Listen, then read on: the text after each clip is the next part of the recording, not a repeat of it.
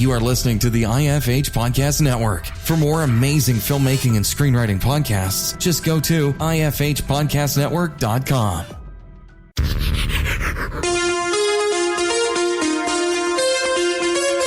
You're listening to the Dave Bullis Podcast.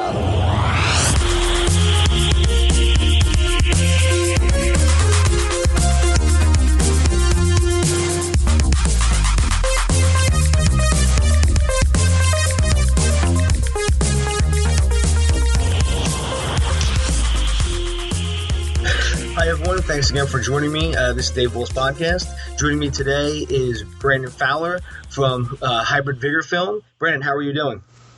Doing great. Doing very well. Awesome. You're joining us right now all the way from, is it Riga, Latvia? Yeah, Riga, Latvia. Riga. That's where we're filming, yeah. Awesome. And how's everything going there so far? Well, I've been out here for a while, off and on, but filming's going well. We're about to start the last part in August is the goal. And that's what the current campaign we're doing on IndieGoGo is raising money for.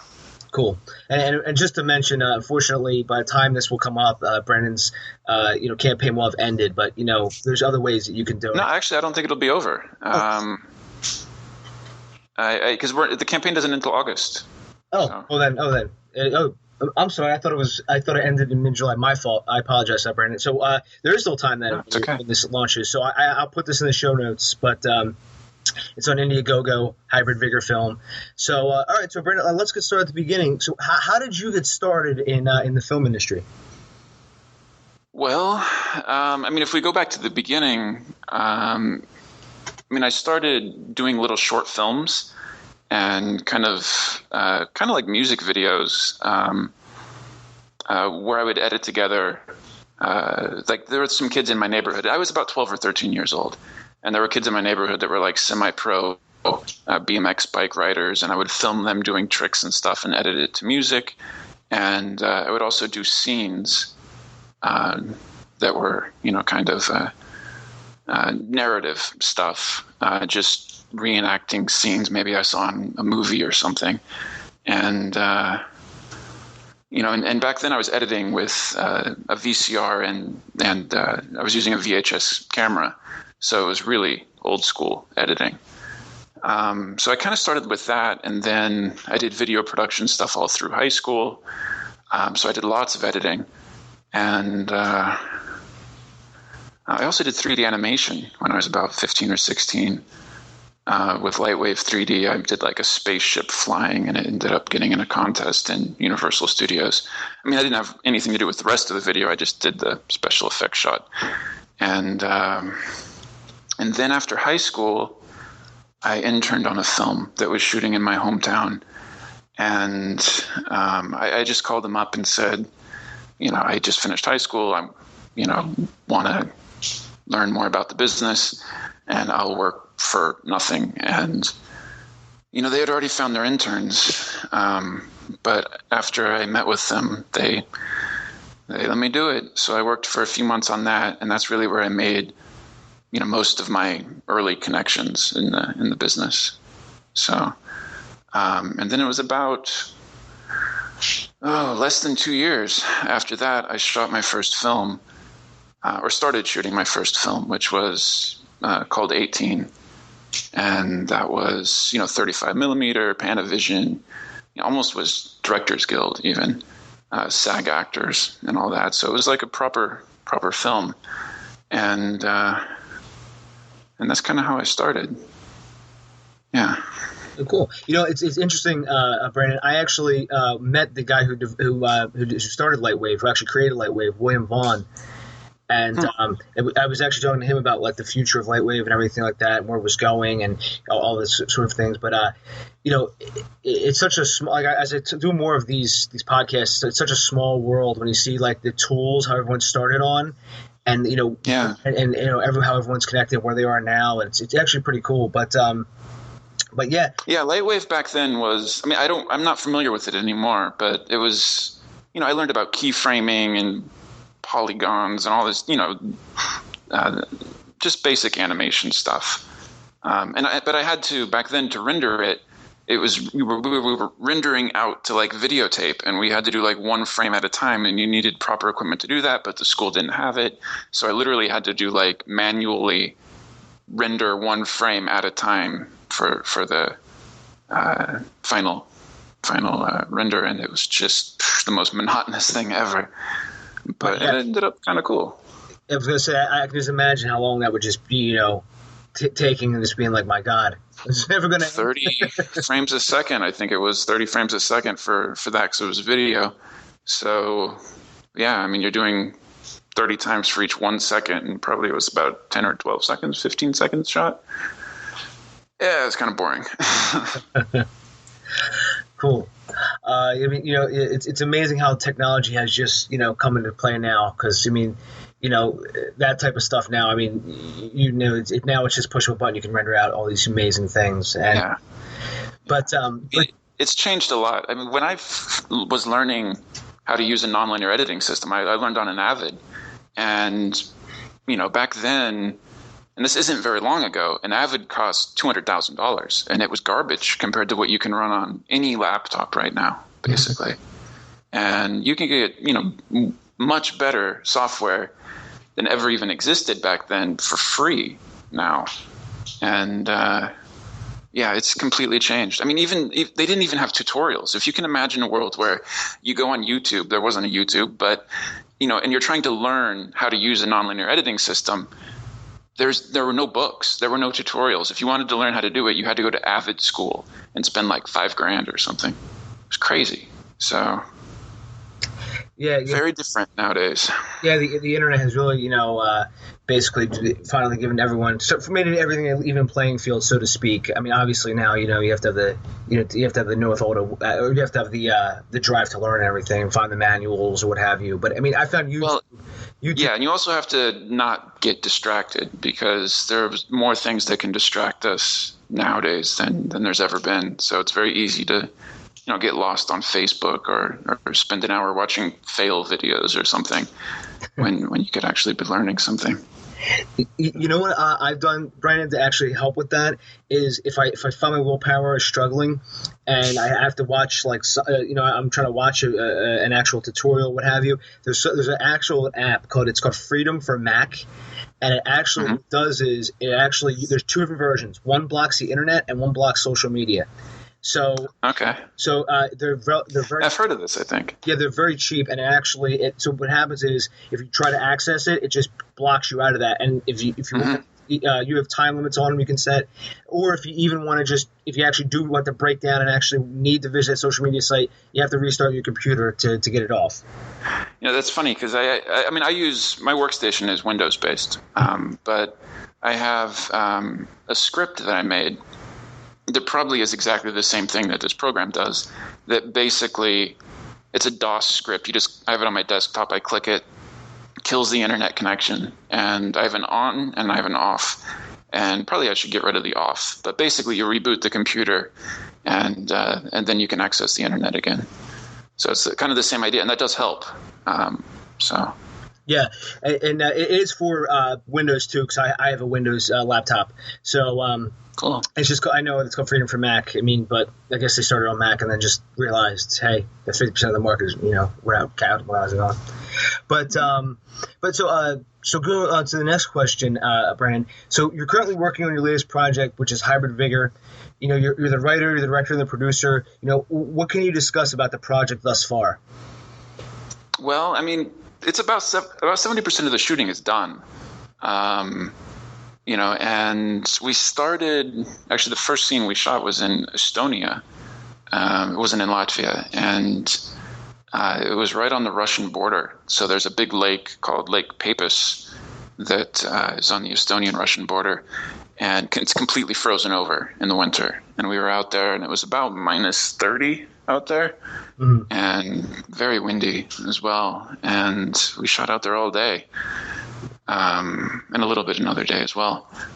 And that was the first scene. And that's a scene that takes place in Siberia in the film, but getting to Siberia was not really realistic. So we shot out there, and yeah, that was pretty cool. And then the rest of it's been all over Latvia. And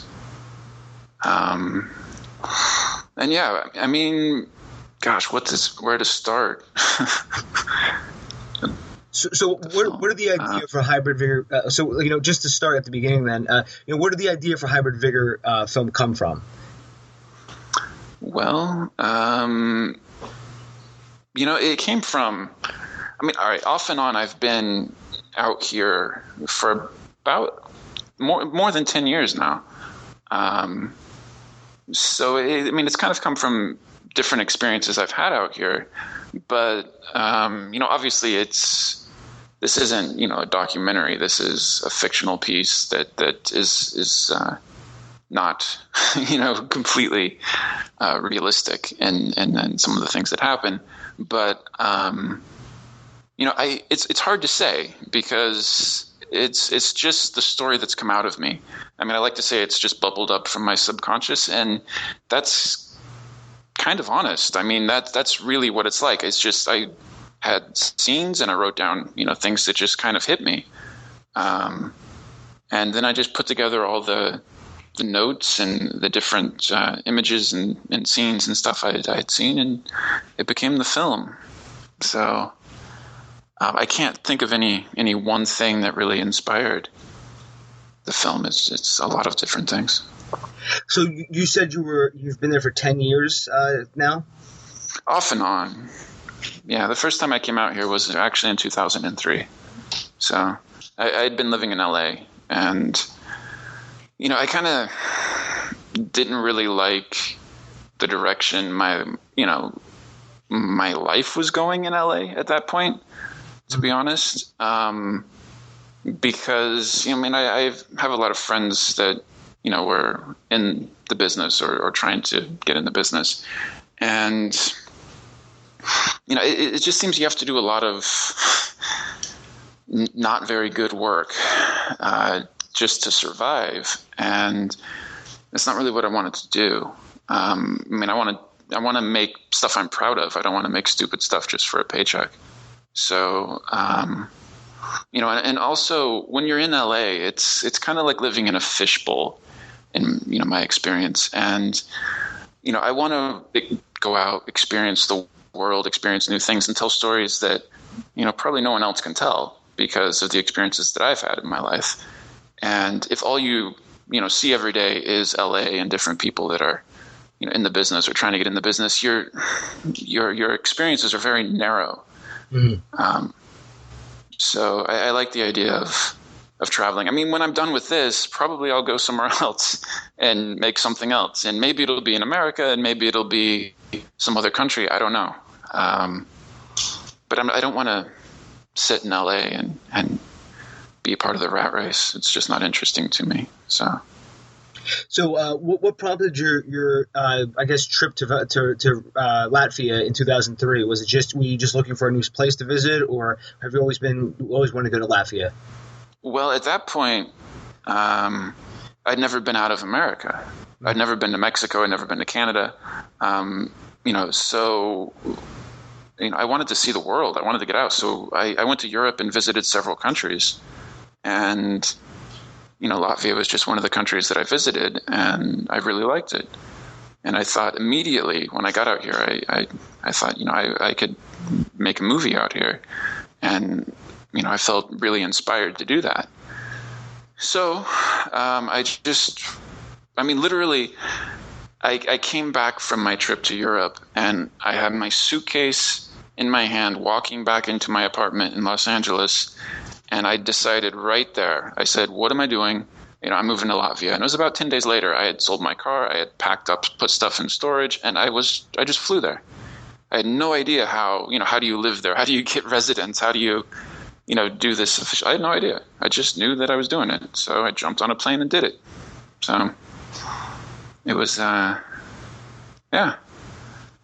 So when you got there, were you able to finally find residence for the night, or did you stay in a house? Yeah. The film office helped with that.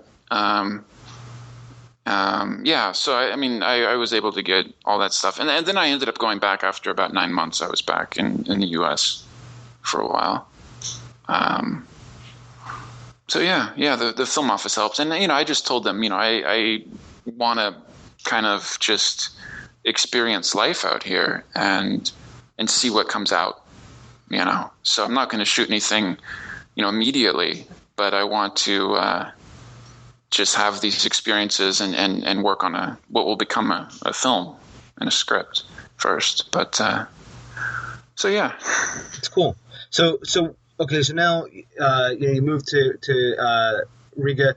You have a place to live now. So you start to get into pre-production for the film. Did you recruit a local film crew for Hybrid Vigor?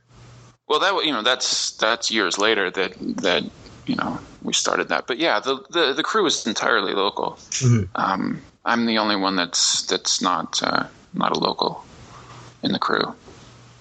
So how do you get? Is there any language barriers? Of course. I mean, the special effects guy who does like the makeup special effects, he doesn't speak English very well. Very nice guy, Russian guy, and I speak Russian a bit, and he speaks English probably less than I speak Russian. And, we're still able to communicate.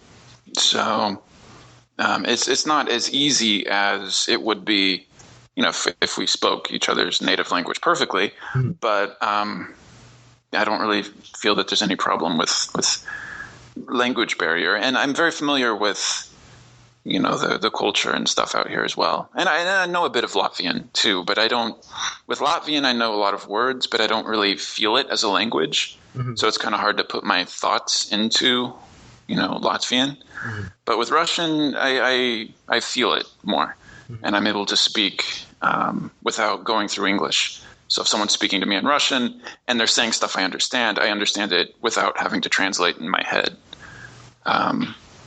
I just need to learn a lot more words and need more practice, basically. So, well, they always say that if you really want to learn a foreign language, if you just immerse yourself in the culture. So, I mean, that's what you're doing. Yeah. So, well, that's exactly right. Yeah. So, Brandon, do you find it easier, quote unquote, to film in like Latvia and some of those Eastern European countries than you would America? Meaning, like, do you find it that you need a lot of permits or maybe a lot more lenient on certain things? Well, they don't have permits out here, first of all. So, as far as stuff like that is concerned, it really couldn't be much easier. I mean, if I wanted to go shoot a scene out, with characters walking down the sidewalk, I just go do it. It's really that simple. Now, if I'm blocking traffic or anything like that, then of course I need to, arrange with the police or something like this, But as long as I'm not interfering with, traffic or anything like that, you're fine. And private property, obviously you need permission. Mm-hmm. Where it gets difficult is, there aren't a lot of experienced crew here. So, you're dealing with a lot of people that are we worked with 3 different, audio recorders, sound guys.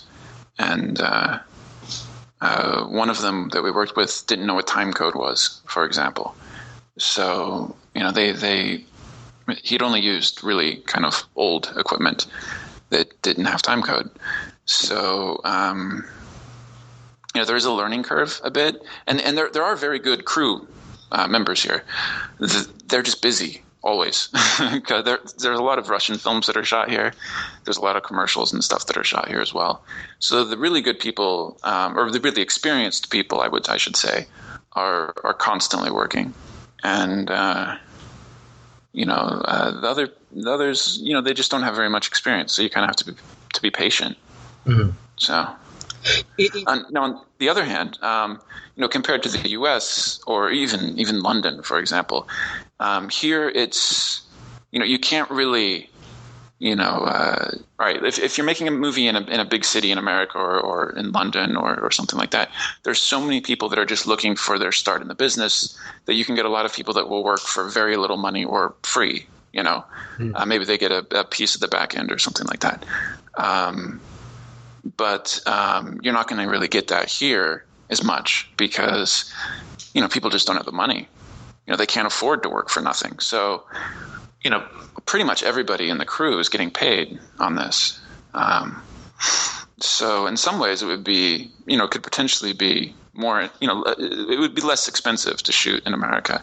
And also, renting things is much easier. And it's much easier to get deals on equipment because here, there's like 2 rental houses and they're constantly busy and they don't really negotiate on price. So it's difficult to get deals. Interesting. So you ended up shooting. Did you end up like going to a rental house for your camera, or like did you get one from Latvia? No. I mean, I have my own camera that I got. Basically, I just saved money for a long time, and put all of that into buying the basic equipment that we needed to shoot. So I have audio equipment, I have the camera and some lenses and stuff like that.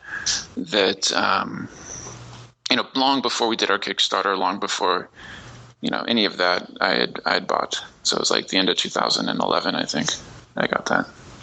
Okay. So, now that you were starting to in pre-production for Hybrid Vigor, you first crowdfunded on Kickstarter, and then you did 2 more campaigns via IndieGoGo, and you did a Teespring campaign.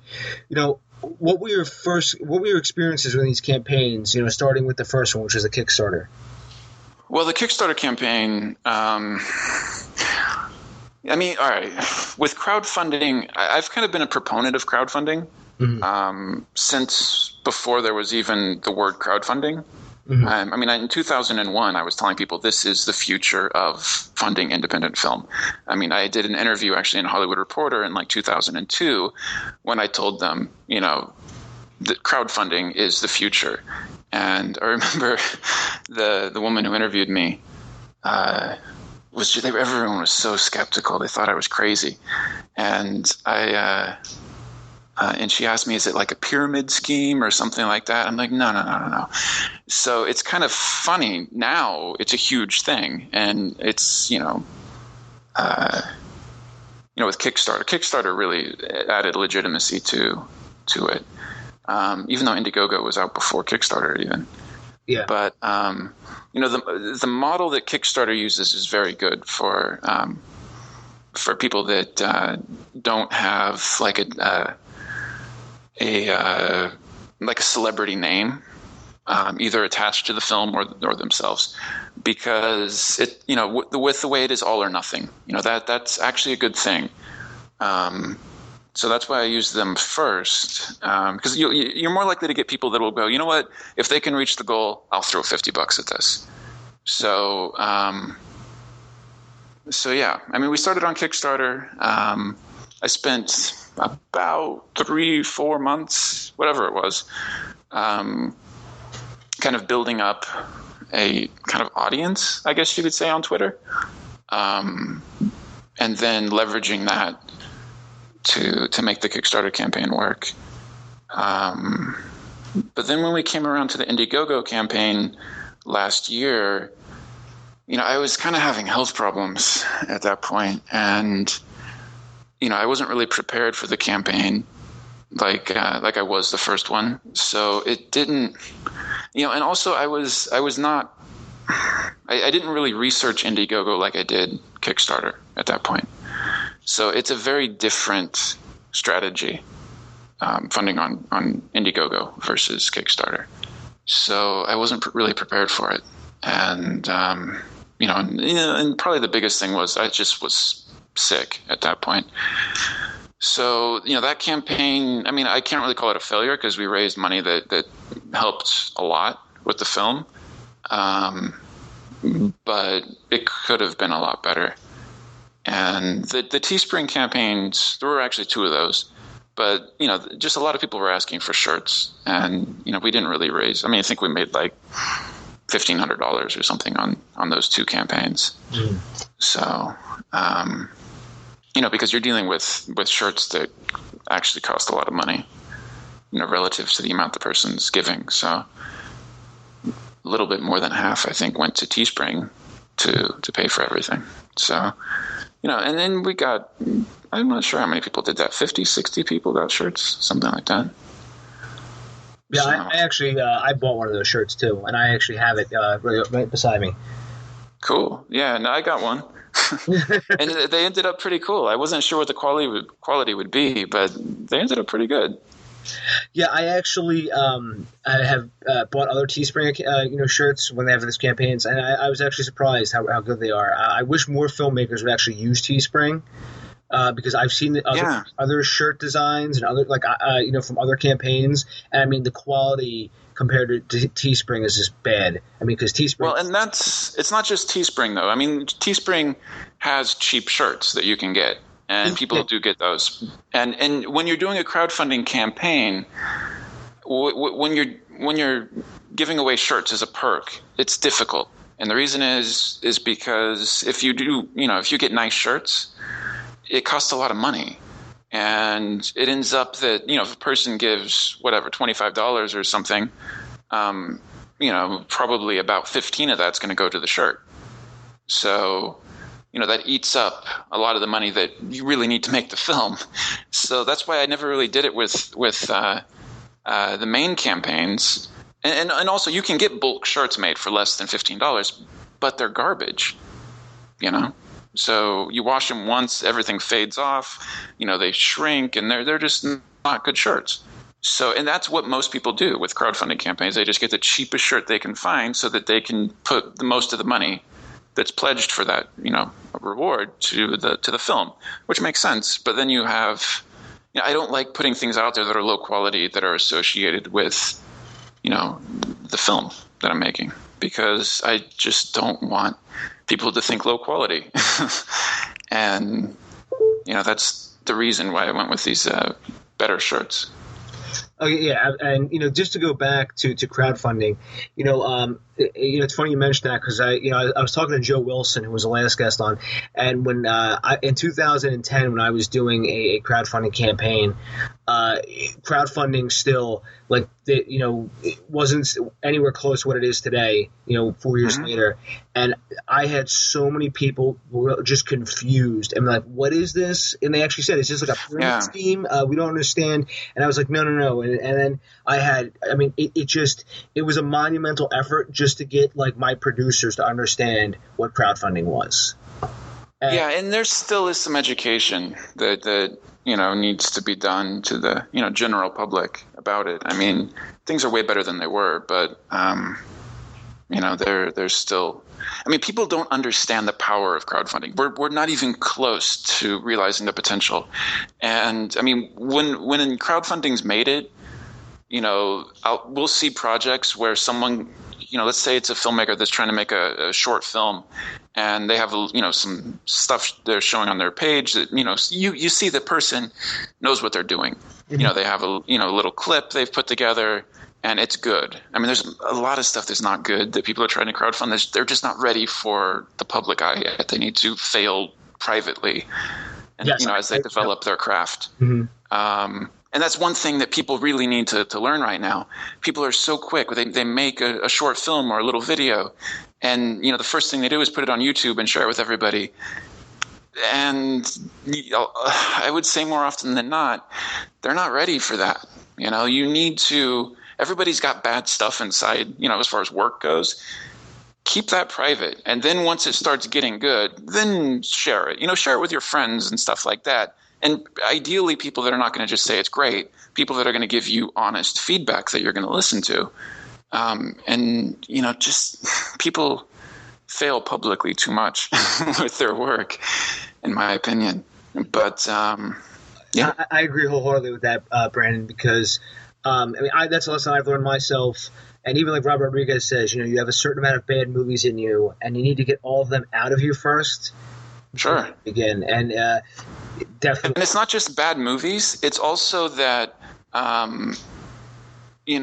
people are so quick. Like when we put the teaser out for the film, I did that reluctantly, to be honest, because, I hate when people rush out things like this, and maybe they show a scene from their film, or they show, some sort of teaser, and they try to make the teaser or the trailer or whatever. They're trying to compete with Hollywood films. So they're using, library music that's this big kind of epic stuff that it just looks like, it's not connected to the picture. So it looks like they just threw music on there that's like this big, epic, powerful music that they might see in a Hollywood, trailer for a big film. And then they're putting in their scenes, and it just doesn't work.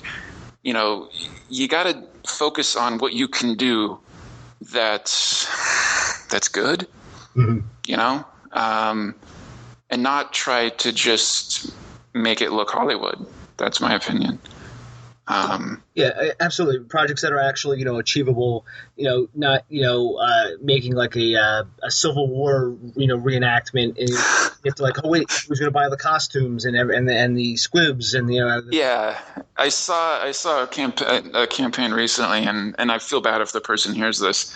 But it was for like some war film. They were going to make feature film, war film, and they were raising like £1,000 or something, or maybe it was 2,000. And I'm thinking, really? Are you going to steal the costumes and stuff? How is that going to work?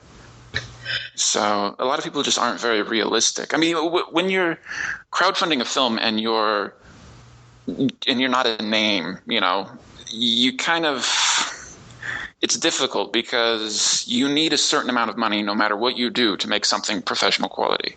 To get a professional quality sound mix, it's going to cost money no matter what. For color grading and for everything. If you don't know how to shoot stuff yourself, and a lot of people think they do, but they're not really as good as they think they are. Getting someone who does, a professional who does, costs money. There are just certain things that cost money, but you're limited when you're crowdfunding by how much can you actually raise. So that's why we've kind of chipped away at the funding for this film, because realistically, I can't raise $200,000 in one go. It's just not going to happen. Because for us to raise money, we've got to really work like on Twitter and social media and fight for every contribution. Whereas if you've got a cause or something people can connect to, already. You see a lot of successful Kickstarter and IndieGoGo campaigns that are not made by people that have a name. They're usually documentaries, but they're about a cause that people are very passionate about. And it's very easy to tap into that well of support, I would call it, because they're so passionate. They don't even necessarily care who's making the film. If they like what they see and it's a subject they're extremely passionate about, they're going to support it and they're going to spread the word. But if you're making a film that is not, trying to save the world, I guess you could say, and I'm not saying anything's bad about those films. There's a lot of really good films, and I've supported a lot of them. I've supported like 200 and something, crowdfunding campaigns, but it can be very difficult. That's part of the struggle that we have. This is the hardest type of crowdfunding campaign to fund, because you're building an audience. You're not tapping into an existing audience. So that's difficult, and a lot of people don't realize how difficult that is. They start a IndieGoGo campaign. IndieGoGo is very common now. I see a lot of people going with them because they think that, and I like IndieGoGo, don't get me wrong, but they think that because they can keep the money that's raised, that's a good thing. But it's kind of not for a lot of projects. For some projects, it works.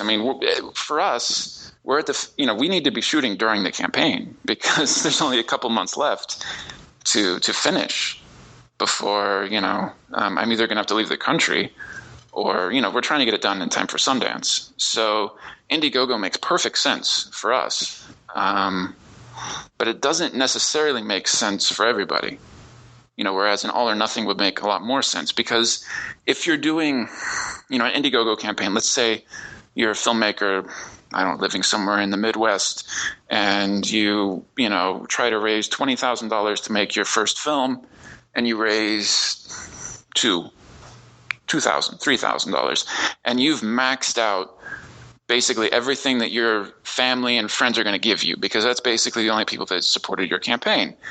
And you're not going to be able to do anything with that, raising just a few $1,000s when you need, a lot more to do what you say you're going to do. So what happens is the film probably doesn't ever get made.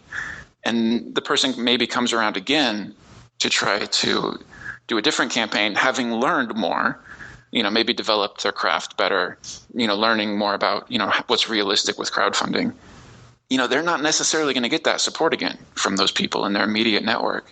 So you've really got to be careful about that. Oh yeah, absolutely. I agree with that. And also just the future of crowdfunding, I think also is when you actually do have a fan base. So it's not almost like you make a project and then you just sort of orphan that project to go to the next project.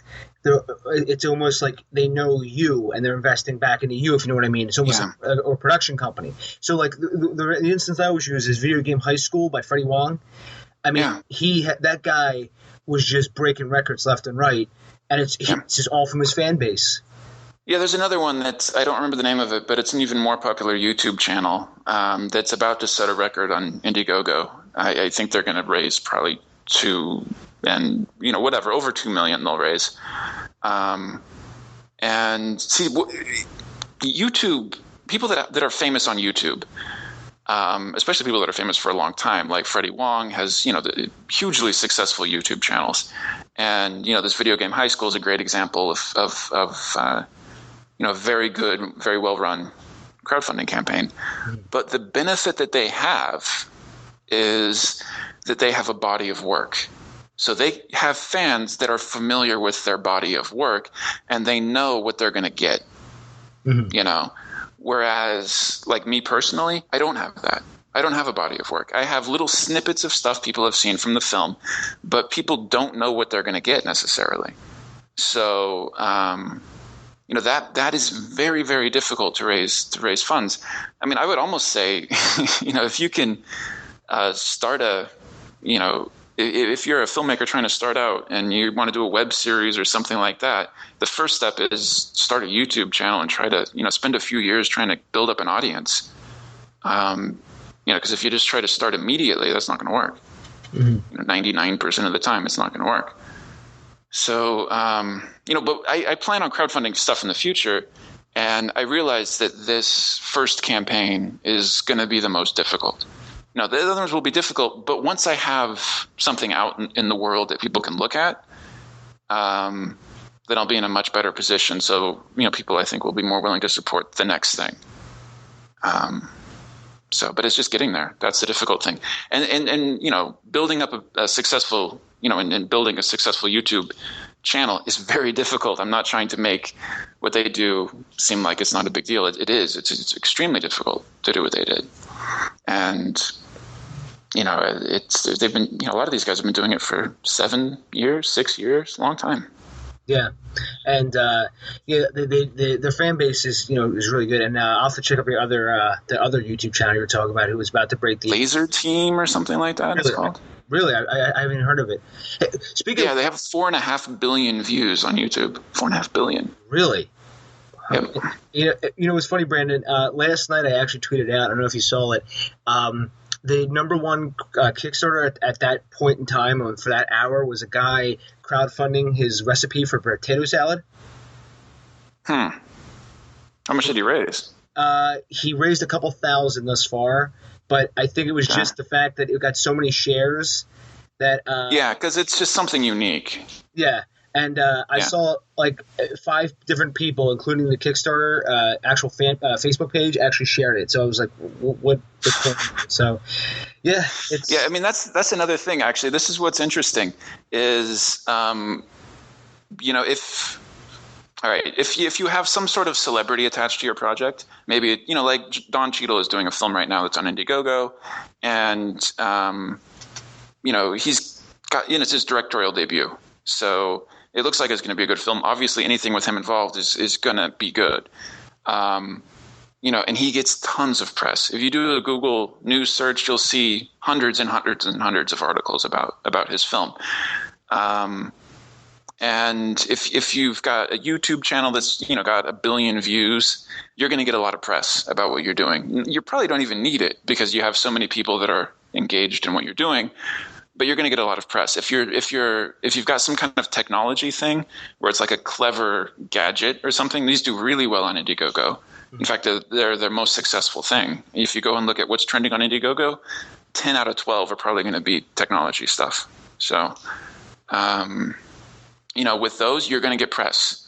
TechCrunch and all these different gadget blogs, they don't even look at who's making them necessarily. You can get press for that. If you're a filmmaker, that's not a celebrity, and you're not selling a gadget, you're just making a film, and it's not associated with a cause that has their own network of blogs and stuff like that, but you're just making a film, it's almost impossible to get press. It's very difficult. And a lot of blogs and a lot of things like this, they have a policy that they're not going to give you any press until you've reached your goal. So some of it's about half. If you get about halfway there, you could maybe start getting some mentions. But if you reach your goal and it's like a sizable goal, then you'll start getting some press. But they're not going to help you get there. You got to do it yourself. So a lot of people throw out like a PR web, press release, thinking that they're going to get news stories written about them with that. It's a waste of time. You're not going to get it. So yeah.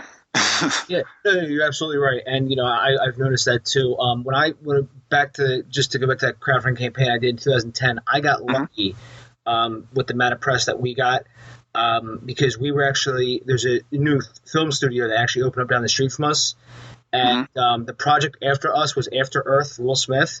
So there was my little we got in there. I can't believe because I actually was it local press that you were getting? Well, all the Philadelphia papers and stuff. We got in the actual newspapers, and then all of a sudden I started getting hit up by all these video game blogs, and all of a sudden and then finally I was like, there was a lot of misconception about what the project even was, and I really didn't even want that. I actually because it was just a TV pilot we were shooting, and then all of a sudden everyone's like, oh my god, it's going to be a series that's filming all the time. I'm like, no, guys, it's not even picked up by anybody, and it was just. It started spiraling out of control, and like I would actually walk around town and people were like, hey, aren't you that guy in the newspaper? I'm like, oh my god. I was like, yes. Well, you tapped into the local press, and if you're doing something like this, you can get local press. Yeah, because that's the angle, that's the story. The local guy is doing something big.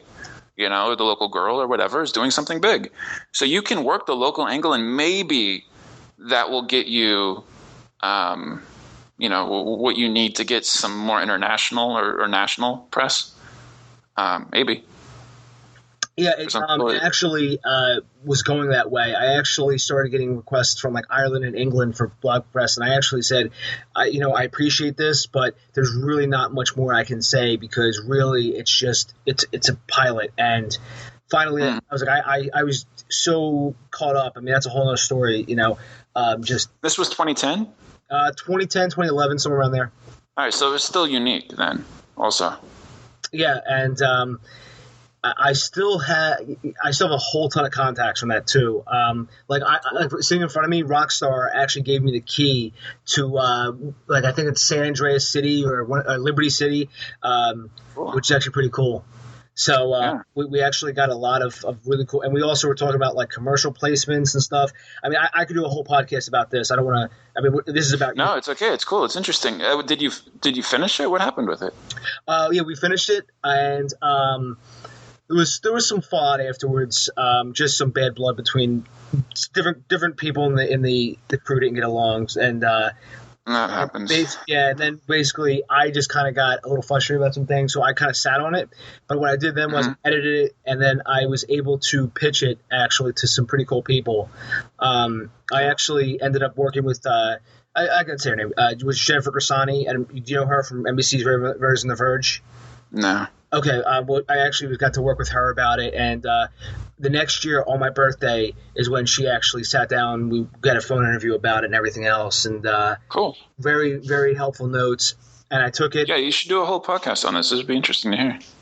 Thank you very much. And I took it, and I actually then I pitched it again to somebody else, and then they gave me some more notes.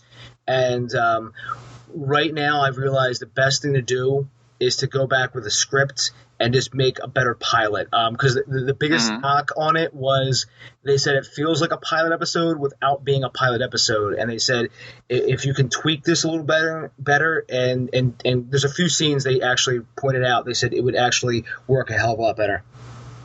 Yeah. So well, cool. Very cool.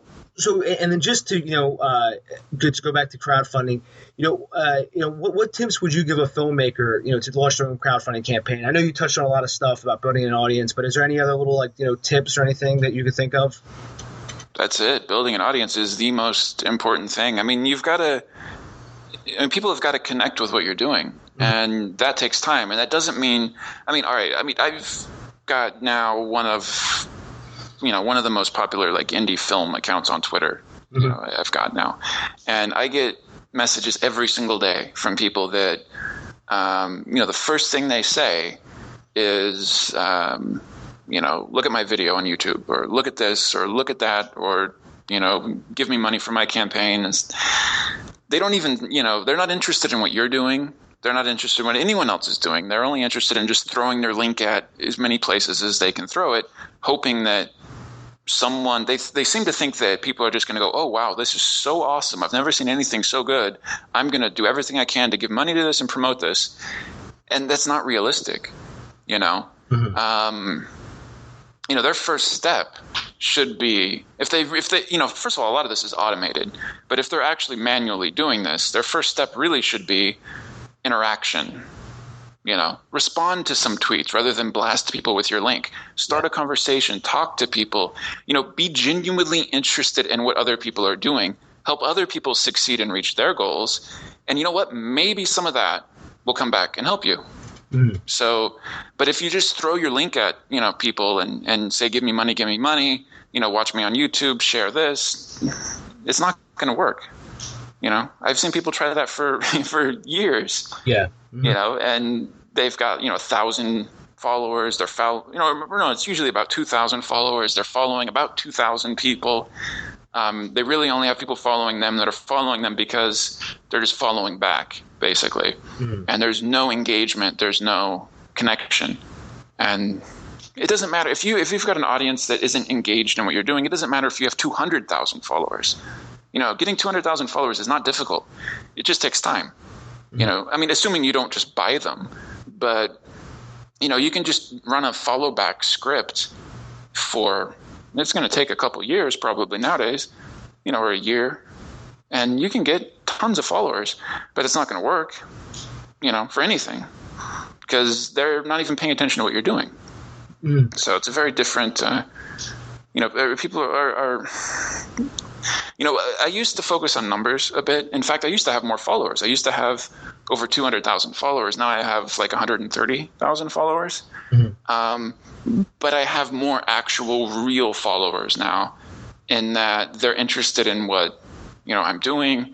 They're engaging in what I'm doing. I've got retweets and tweets now that have, over 500 retweets, over 500 favorites. Back when I was doing the Kickstarter campaign, this is just not going to happen. And of course I'm talking about not just what I'm doing, but other filmmakers and quotes and things like that I think will be interesting to people that are going to be interested in the film that I'm making. That's really the audience you want to build. So if you're making a film, you need to think, okay, what is the audience for this finished film going to be? And how do I connect with people that I think are going to like it? So, it's not a coincidence that, I've got a huge number of people that are interested in, following what we're doing, that are interested in Stanley Kubrick, that are interested in, horror films, that are interested in kind of, Andrei Tarkovsky, Russian filmmaker, that I think is amazing. I've got tons of people that are following me that are really interested in all these different things because I think that they're going to be interested in the film. It's not a coincidence. And that's really what people need to do when they're building an audience, is they need to find ways to build a targeted audience rather than just thinking about, getting the most followers that they can get, because it doesn't matter. I got rid of, over about 100,000 people that were just follow back, bots and stuff like that. A lot of them got deleted. And, I got rid of a lot of them too. So you can get people to unfollow you if you block them and then unblock them. Then suddenly they're not following you anymore. So, you can look at like status people, which is, got a fake follower check. And, I have like 1 or 2% fake followers, which is like as low as you can get basically, and have a popular account. So. Yeah, I see there's sort of programs. There's like, tweet adder, which is basically like it's a whole system of how you can actually get more followers, and you can see who followed you and stuff like that. I've never used it. I've used all kinds of software. I've used all kinds of programs, but you just need to use them in the right way. Basically. I mean, right now the only one I use is Hootsuite. I mean, that's just a social media management tool. But I also think that is really cool because you can actually, use those geocodes. And so I have a separate column of just who's talking about film in Philadelphia. Cool. So, I mean, that's just one way to do it. And then obviously, I don't recommend buying followers, like you said. That's a whole slippery slope. And well, all you've got to do, I see people all the time that have. I don't care if people want to buy followers, buy them. But the risk is you're going to look stupid, basically. Because if you look at someone's account, I've seen people that have 500,000 followers. And then when you look and actually look at their tweets, they have no interaction. They have maybe one retweet here, one favorite here, one reply down here. There's no interaction. So immediately, okay, this is not real. So and then they're not legitimate anymore. And especially if you're crowdfunding something. You need to have authenticity, and you're going to lose it if people notice that you've got a huge number of followers, no interaction, clearly it's just fake.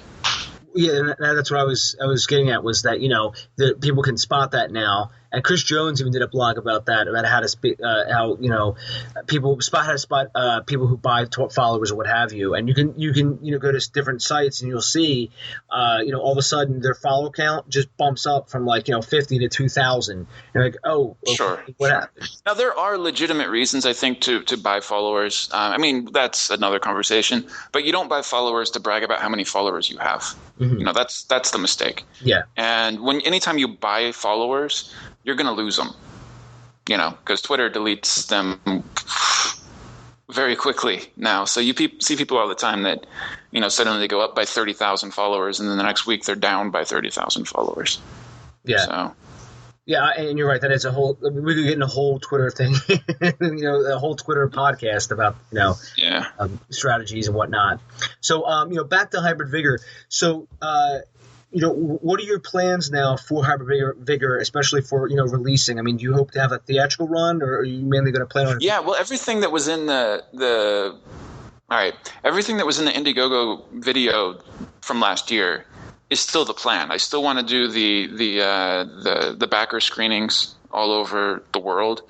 There's still theaters that are interested in doing that, but that's just going to have to come with time, right now I mentioned this in one of the newsletters to backers, and I said, raising a large amount of money isn't going to work, because I don't have, we've got a big audience on Twitter, but that's it, basically. Now we have gotten some press and stuff like that. But, a lot of these blogs and stuff that did stories on us that are popular blogs, we were sending them more traffic than they were sending us. But they were still very useful. Don't get me wrong. They're still very useful because when people see news stories about what you're doing, that adds, some legitimacy to what you're doing. But, I still plan the backer screenings. We still have, still planning on finishing the film with the sound team that, works with Robert Rodriguez, Brad Engelking and his team in Texas, in Austin.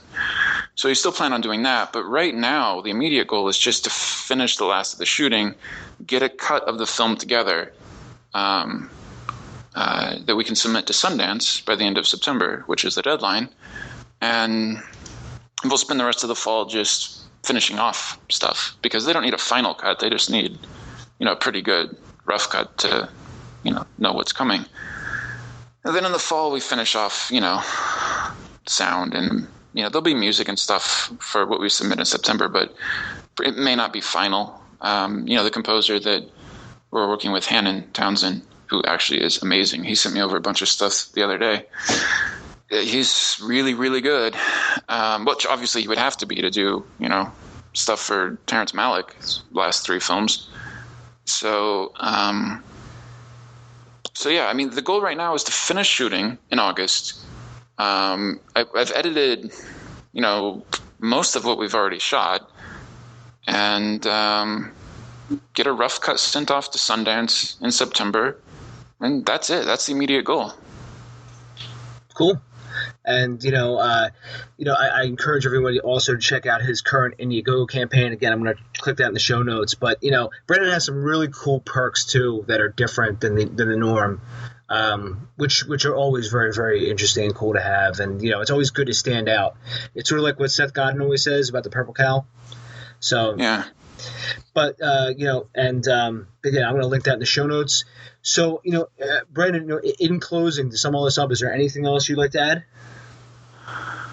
Well, yeah, I mean, there's a lot of different things we could talk about. The, as far as what we're doing, I think that, God, how to describe this? Yeah, I think that, all right, so far, to date, I should say this. To date, so far, we've had, we've been backed over 1,600 times by people from 43 countries. And that, it feels like it's going to be a big deal when we actually finish this, because kind of what this campaign is about, in a broader sense, is can, someone who's a no-name director, like myself, with a cast with no, celebrity connection at all, shoot a film that is completely 100% crowdfunded and finished at a professional level. This isn't a YouTube video. This is, something that will be good enough to see in the cinema, in the theater. And, in a broader sense, I think that's what this campaign is kind of testing, because a lot of films get finishing funds via crowdfunding, or they raise a little bit to get started, or, for pre-production money. That's a very common thing. People think they're giving money to actually make the film, but they're actually just giving money for pre-production while the people go and try to raise money to make the film with investors and stuff like that. This is completely crowdfunded, 100% completely crowdfunded. Everything that, people donate towards the film goes directly towards making the film. And, in the way, a lot of the crew that, especially for the post-production and stuff, are working at a, for nothing, or they're working at a significant discount, they're all going to, if the film makes money, they all get a percentage. So kind of like, a campaign like this is kind of like you're doing pre-sales, kind of, which is the crowdfunding, and the investors are your crew and your team that are making the film. So I think that's the future of independent film, in my opinion, and the cast. I should say the cast as well, not just the crew. I think that's the future, because it's very difficult now to get funding for independent films. I mean, the death of the video store kind of killed off the whole model that was used for so long to fund indie films. Mm-hmm. And, that's just the reality of the situation. So I think, the future of filmmaking is you build an audience through social media, through YouTube, through whatever. You crowdfund your work, and you just keep growing your audience from there. So the next project you can have maybe a little bit, if everything goes well with the first one, the next project you have a little bit more money, a little bit broader of an audience interested in what you're doing, and you have a track record that people go, okay, look, looks like it's going to happen. I think that's the future. So, as important as people focus, as much as people focus on tutorials and, learning technical aspects of filmmaking, I think they also need to focus on how to build up an audience to actually be interested in your work. I've seen a lot of, great new filmmakers that have films on Netflix and, they were in, Sundance and stuff like this, and they have no following at all on social media, zero. Mm-hmm. And even getting, hired as a director or as an actor, or distributors, they're going to look at your social media following. It's so important that you have an audience that's interested in what you're doing, because I've seen producers who are looking between two different actors or actresses, and they go with the one that, producers or directors, they go with the one that has the bigger social media following. Mm-hmm. So that's just getting started, and that's, really the future. I'm actually making a video. I'm almost done with a video that kind of will just give free advice to people about crowdfunding and audience building and stuff like that. So hopefully that'll be done before this podcast comes out. So next week. Yeah, which will be the 15th. Cool. Yeah, and I was talking to Trigonis about this too, John Trigonis and Michael had them one, and some crowdfund, some people who start these crowdfunding campaigns, the perks they set things way too high, and my favorite one was I got this email from this filmmaker I know, and he had a postcard from the set was like $100, and I go, oh, God, that must be one hell of a postcard. It's gold plated. Yeah, it must be gold flakes and caviar and to get and it always cracks me up when it's like, hey, $50 and we'll thank you on Twitter. Well, that's the most ridiculous thing I've ever seen. These people just don't understand social media, because they need to thank everybody that gives them even $1 on Twitter, because that provides what you can call social proof. Where if people see, okay, other people are giving money to this, I should too, that helps them raise more money, and limiting that to people who only give I've seen people say $100 for a shout out on Twitter. I'm going, what? You've got 1,000 people following you on Twitter that, are just following you because you're following them. It just doesn't make any sense. Yeah. And they're just hurting themselves. Yeah, and it's so crazy. So I sit there and I wonder, so are you not thanking people who donate money, period? So I have to donate, $50 to get the shout out? Yeah. Yeah, people just really are not realistic about this stuff. And, and I don't necessarily think it's all about having the most clever perk, which some of the experts seem to really be focused on. It's not really about that. It's about, you need to have good perks. That's very important. But people just need to like you. That's it. And you'll find that people, they go, you know what? I like this team. I like this person. They just like what you're doing, and they feel like they want to support it. And then they're going to look, okay, what perk do I like? And at that point, you're going to alienate them if you say for $100 you get a shout out on Twitter and that's it. That's kind of dumb. Or if you want an associate producer credit, you need to give them $5,000. It's a little bit much unless you're Don Cheadle or something like that, and you're famous, and having your name attached to a project like that can give a big benefit. But just for a first time director or something, come on, it's ridiculous. But the first step is they need to like what you're doing, and they need to like you. Next step, have cool perks. That's. I think people get that backwards. You can have the best perks in the world, but if nobody has a connection to you, they don't care. Yeah, and that is important. And even with the best perks, like quote unquote the 3D perks, I think it actually would tie back. It ties obviously into the film, but I mean the pitch video, and then when you mean by likability, I think that really is where a lot of other filmmakers, the best pitch video I've ever seen is by I forget his name, but it was called The Body. Oh, Kenny G. Or Ken G. It was, if you ever seen it, it's called The Body, and it was on IndieGoGo, and it was actually a pretty creative pitch campaign. And literally, he was tied up and being tortured. Yeah, he was kidnapped. Yeah, he was kidnapped. Yeah, that was a good one. But good. And that's very important, because you know what, the really good pitch videos are the ones that people have an emotional connection to, and maybe there's formulas going around where it's like at the beginning you have your introduction where you stand on camera and you talk to the camera and say, hi, I'm so-and-so, and, I'm making this movie and da-da-da.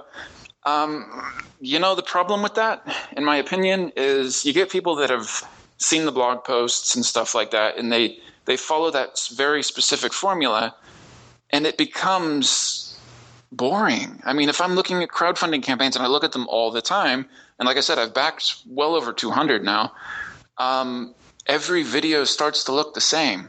Mm-hmm. They basically say the same thing. They have the same exact format, and you just they become repetitive, and it becomes completely boring. And I don't even finish them, often when I get bored. So you have a short period of time, at the beginning of the video to get people connected to, what you're doing enough that they're going to watch the whole thing. And I don't necessarily think that means following this cookie cutter, system of making your videos, because like you said, the video you explained, that's not the format that they did. They flipped the whole thing on their head and made something that's really engaging, and they actually got press. They got mainstream press about that campaign. Mm-hmm. So I think that's very important. You need to find a way, and there's no. There are formulas, but it's not simple. I mean, you need. It depends on what you're doing. It depends on the film that you're making, what you need to do. And I saw another one that was a zombie film recently that has some celebrities in it, and they're doing a pitch video, and then suddenly, zombies are attacking them in the house. And, for the audience, that's perfect. It was a brilliant video. It was great. It was a recent Kickstarter campaign. And, that made perfect sense. So, but again, that's not a formula. Not at all. So, in a psychological term, you would call it a pattern interrupt, where people are used to seeing one thing. They have a certain set of expectations. They expect the intro. They expect, the little part in the middle and then the end. And, they expect to see this formula, but then you do something to flip it on its head, and then you've got them hooked. That's what you need to do for campaign videos, in my opinion. And that's hard to do. Yeah. And, pattern interrupt, or in philosophy, they always have the, it's called bacon's chickens, where basically, these chickens every day are used to being fed, and then one day you just pick them up and snap their neck. And yeah. and that's the, the idea of bacon's chickens. And it's, it's just something completely out. And also, just to add on there before I forget, is Jason Brubaker has a lot of really cool stuff about VOD planning and stuff like that. Just to recommend, if you ever never checked out him, he has a really cool site. And I haven't seen it. Yeah, Jason Brubaker. I'll shoot you after we get off here. I'll shoot you a tweet, and I'll show you his Twitter. So cool. So Brendan, where can people find out more about Hybrid Vigor? Well, the most current information would be on Twitter, and that's at Hybrid Vigor Film. And we have an official site that just needs to be updated, which is hybridvigorfilm.com, or on Facebook at facebook.com/hybridvigorfilm. If you just Google Hybrid Vigor Film, you're going to find us. Yeah. And because you're definitely the most popular Hybrid Vigor. But yeah, if you do a search on Google just for Hybrid Vigor, we're like number 2, and the first one is like the definition of Hybrid Vigor. Oh, okay, cool. Cool. And again, everyone, I urge you to check out his IndieGoGo campaign. I've donated to it. I think it's going to be a really cool project. And like Brandon said, his latest video, he talks about how he got sick and, what he's been battling, and, now he's back, Yeah, that's something we didn't really get into, but yeah.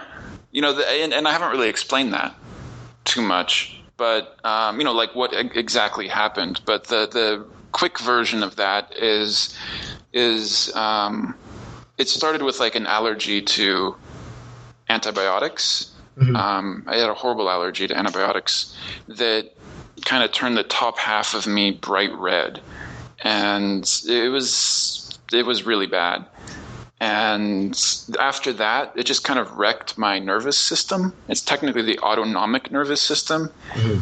And that's kind of where the problem started. And then the stress from the Kickstarter campaign and lots of energy drinks, lots of caffeine, kind of pushed me over a cliff.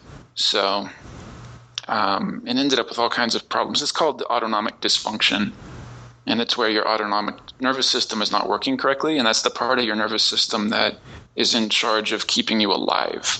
So it's in charge of digestion, breathing, heart rhythm, and keeping your heart beating and stuff like that, and hormonal responses like fight or flight syndromes and stuff like that. Or, I'm sorry, fight or flight response, stuff like that. So, suddenly I would have a weird smell and my body would think I'm dying, and there's no logical reason for it to happen. My heart's exploding and I'm about to pass out, and it's just because I smelled something that was like some weird gassy smell. And yeah, it was crazy. So, and all kinds of food sensitivities. That's what happened with the acne, and it's not really acne, but the cystic stuff that was on my face was all from food sensitivities. So I had basically, I'm doing great now, but I had to go through and figure out, okay, what is causing these problems with, reactions to food, and stop eating that stuff, and what is causing an autonomic or a bad autonomic response, which were certain foods and sugars and caffeine, any kind of stimulant. So, I had to cut all of that out. So basically I just drink water, eat tons of vegetables, and, protein and a little bit of medication just to keep my heart from being stupid. And then that's, now I'm feeling really good because I'm kind of forced to be healthy. Because if I'm not, then I get really sick.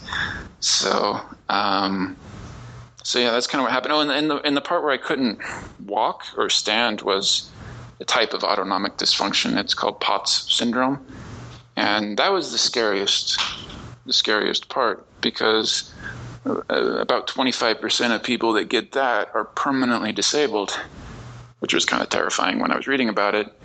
And, if I would stand up, my heart would just go crazy, and I would almost pass out, or I would pass out if I kept standing. And yeah, so, luckily I got through that, and I'm feeling really good now. I feel great now, actually, because I'm healthier than I've probably ever been in my life. So. Well, it's good you're feeling better now. Yeah, it's because I was actually, we were talking before, and I was wondering, because I saw the video and I thought, I wonder how far Brandon is out of the woods with this, and it's good to hear that you're better though. Yeah, if I push myself too hard, like I couldn't do a campaign right now like I did with the Kickstarter campaign, where I'm working literally at a computer on Twitter 20 or more hours a day, and only sleeping for a month. I was sleeping about 3 hours a night. Mm-hmm. And that's part of the reason I had the problems that I had. The fuse was already lit. That just kind of sped everything up. And yeah, right now I feel great. I just have to make sure I eat healthy. I drink lots of these like vegetable and fruit smoothies. So I'm like eating, it's like 2 liters of vegetables I'm drinking every day, and that it actually really helps. So, and probably after this campaign, I'll be off like the little tiny bit of medication that I'm on. I'll probably be off that a couple weeks or a month or so. So yeah, I actually feel really, really good right now. Having to adapt to a world with no caffeine is interesting, though. I will say that, because my whole life I've always, if I'm getting tired, if I'm working on something, late at night, I would just drink an energy drink, or when I was younger, Coca-Cola, and can't do that anymore. I probably could, but it's just not worth it. So. Yeah, it's in the film world that or even in the art world, caffeine is pretty widespread. Oh yeah, and I actually, I've cut out most carbohydrates as well, mm-hmm. which has, helped me out a lot. And, it's kind of nice because I don't have the energy crashes that you would normally have during the day. My energy levels are constant the whole day. I get tired at night just like a normal person would, but it's not like, when you're eating lots of carbohydrates and lots of sugar and lots of caffeine, you're just constantly going from one crash to the next crash. And, it just destroys your body. It doesn't matter who you are. I mean, it takes its toll on your health in general. So, in a way, I'm kind of glad all this stuff happened. And also, this might sound silly, but when I was stuck in bed and not able to move, my camera equipment was like in the same room as me next to the bed. And I, looking at this, and that was kind of my motivation to keep moving. Because one of the important things with POTS syndrome is you can't just not move. Even though, like the first couple days, I wasn't even getting enough blood to my brain. I'm like slurring my speech, and it was horrible. Because it's like a blood circulation problem. So you're not, it's hard to explain. But I was just, talking to a doctor and reading all kinds of medical studies and stuff in bed on my iPad. And, one of the things was to eat lots of sodium. So I'm like eating sea salt by the fingerful all day. And it does help. It actually really does help. And there's all kinds of medical studies showing that helps. So I was doing that. And I was, the other thing is you have to keep moving, because if you don't keep moving, even though it hurts, you're just going to get worse. So even when I couldn't get up and get out of bed, I would just bounce my legs. And it sounds really silly, but I would just do whatever I could do to keep moving. And I would make myself get up for, even if it was just a short period of time. I was sliding around, like kneeled, I had to squat down. Because the thing with POTS syndrome, when it's called postural orthostatic tachycardia syndrome. That's what it stands for. So it means if you're standing up vertically, then I guess the blood just isn't circulating right. So you're not getting enough blood to your brain and stuff like that. So your heart's beating super fast, and you just start to pass out, and lose consciousness. And, if you cross your legs, oddly enough, it's like a override. So if you that'll bring your pulse rate down a bit. I found that out. And if you are squatted down, you can do that. So I'm like literally crawling on the floor to get to other rooms and sliding across the floor. I just made myself move every single day, as much as I could. And then it helped. So now I'm fine. That's quite the experience to go through, and like I said, it's kind of terrifying. And the reason I put it in the video really was because we did this crowdfunding campaign on Kickstarter in 2012. There were delays that I wasn't really telling anybody about because I was trying to keep it private, and normally I would keep stuff like this private, but it delayed the film from being finished by, I would say, almost a year. Mm-hmm. So I kind of have to tell people, like, this is what happened. This is, I'm not looking for sympathy. I'm just looking for to tell the story. Okay. Like, I think that when you're crowdfunding something on a kind of larger scale, when you have 1,600 people, not people, but, that's how many times people have backed us. But it's about 1,500 people from 43 countries that have given money. I have an obligation to just tell them, all right, look, I have delays because this is what happened, Yeah. And if people are looking who are new and haven't backed us before, they may wonder, okay, you did a Kickstarter campaign in 2012 and you're still not done.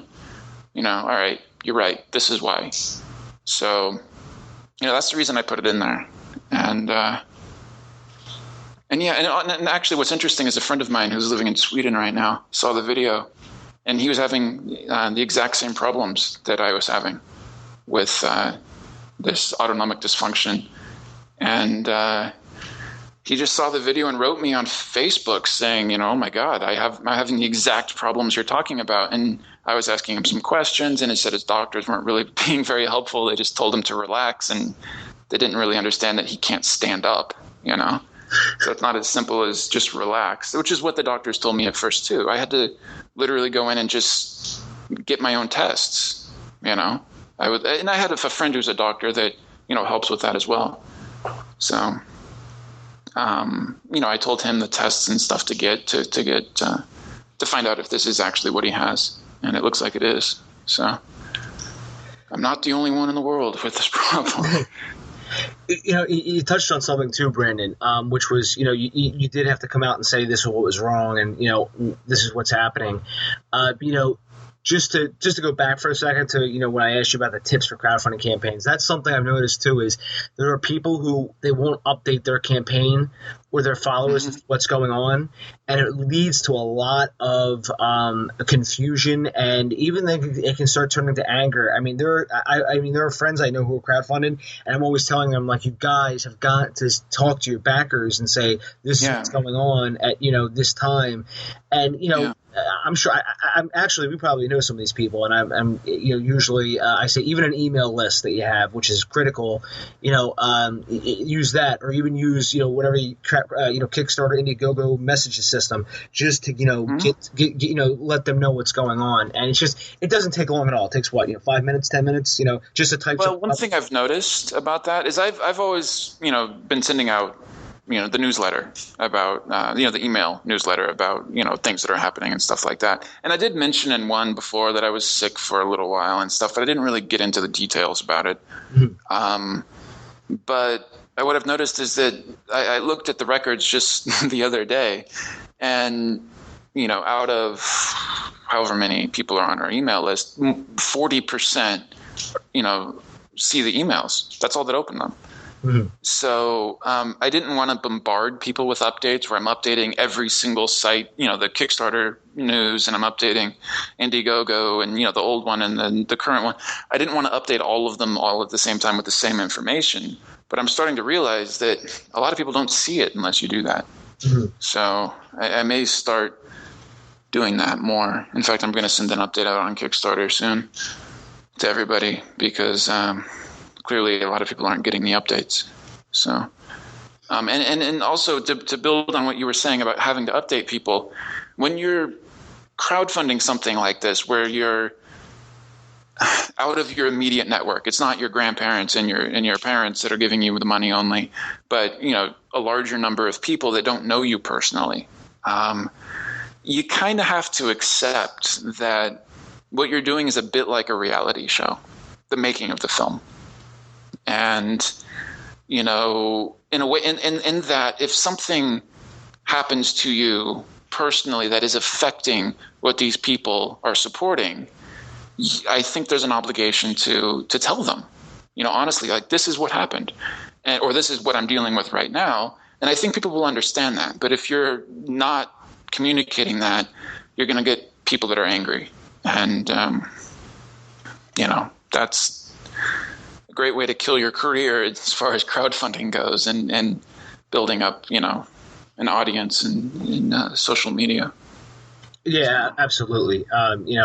And people do have a long-term memory with that type of stuff too, where they realize, like, just all different. Yeah. I mean, I was talking to Sherry Candler Moss about this before, and she actually pointed out there were a few crowdfunding campaigns where they just stopped contacting with their backers, and it was just filled with, like, updates of, like, when they were written on the actual campaign of, like, the backers are writing, like, what happened to this project, you haven't been in touch with us. Yeah, that's very common with I backed this campaign for this Instagram box. It was like a video display that would load pictures from your Instagram account, and that's when I was really taking all kinds of pictures on Instagram, and I was going to give it as a gift to a family member so they could kind of see what I'm doing, without logging on and checking Instagram. They just will see pictures updating on this little